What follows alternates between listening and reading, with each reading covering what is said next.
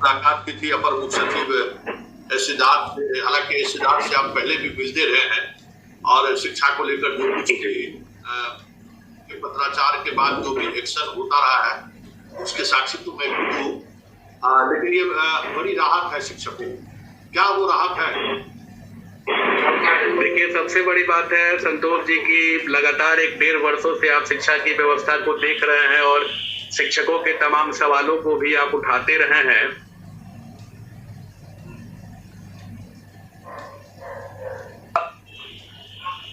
आपने देखा होगा मई को लेके बिहार विधान परिषद हो या बिहार विधानसभा हो या शिक्षकों को लंबित मांगे रही हैं। सड़कों से लेकर सदनों तक विद्यालय के समय की आवाज उठते भी रहे हैं। कल हमारी बात जब नए एसीएस महोदय जो आए हैं सिद्धार्थ जी, उनसे पूर्व से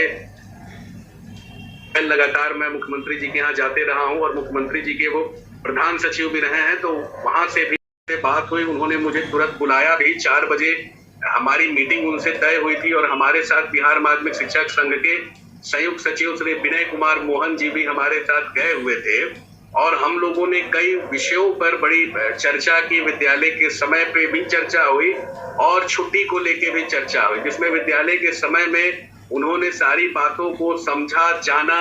पूर्व में विद्यालय कितने बजे संचालित हुए हैं, अभी की परिस्थिति में विद्यालय की क्या स्थिति है, मिशन दक्ष या विशेष कक्षाएं किस तरह से संचालित होती है, उनके कई सवाल थे। जो सवालों का जवाब हम लोगों ने दिया।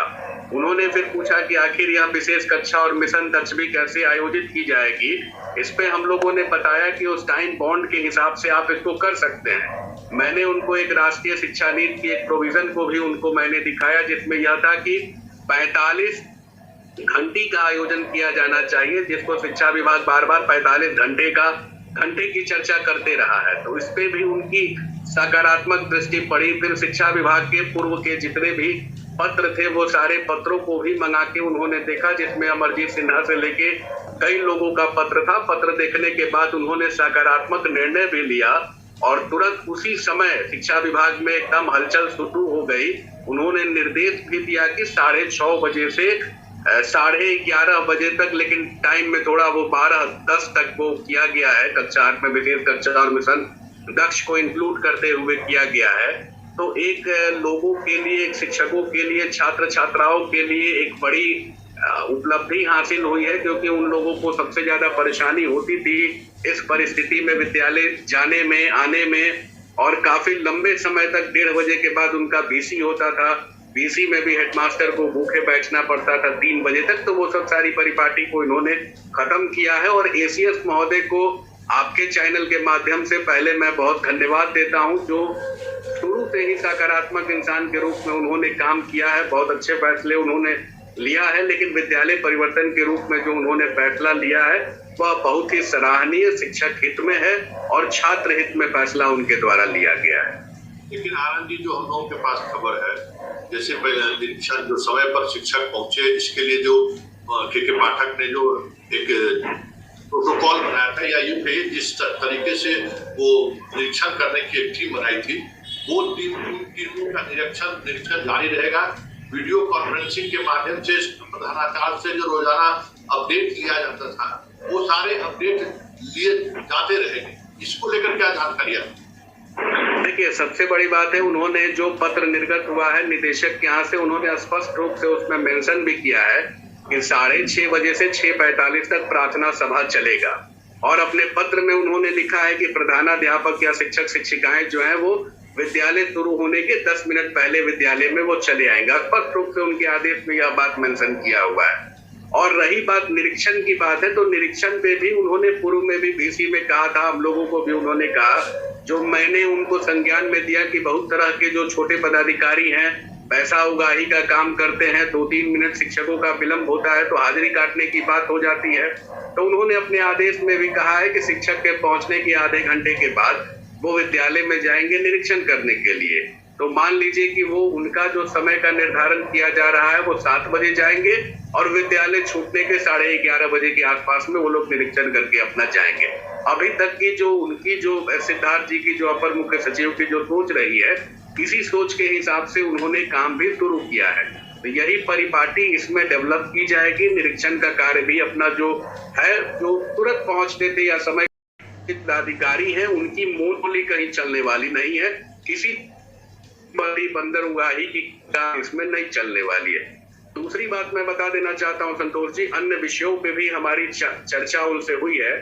छुट्टी वाली जो शिक्षकों की सूची रही है उसमें हम लोगों ने ईएल की भी मांग को किया था, तो ईएल पे भी उनकी सहमति बनी है, वो भी पत्र कुछ दिन में निकल जाएगी। प्रोन्नति वाला भी जो विषय था, प्रोन्नति वाले विषय पे भी हमारी बात हुई है, वो भी पत्र उनका निकल जाएगा।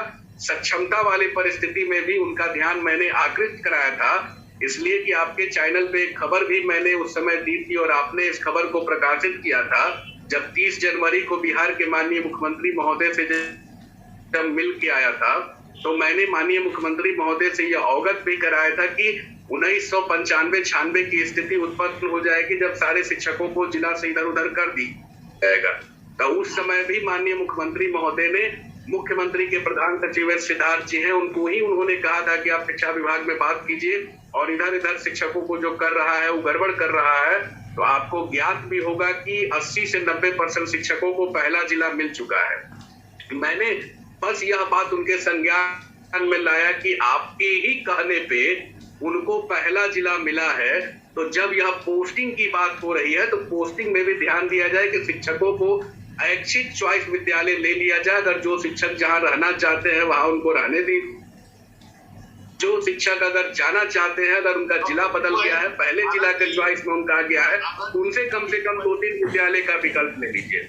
महाराज जी, फिर तो वही चीज हो जाएगा जो शिक्षक जिसके कारण उनके खिलाफ माहौल बना, पढ़ाते नहीं है शिक्षक, समय पर जाते नहीं है। आप नेता कीजिएगा ऐसे, तब तो फिर वही रसातल में चल जाएगा बिहार की शिक्षा व्यवस्था।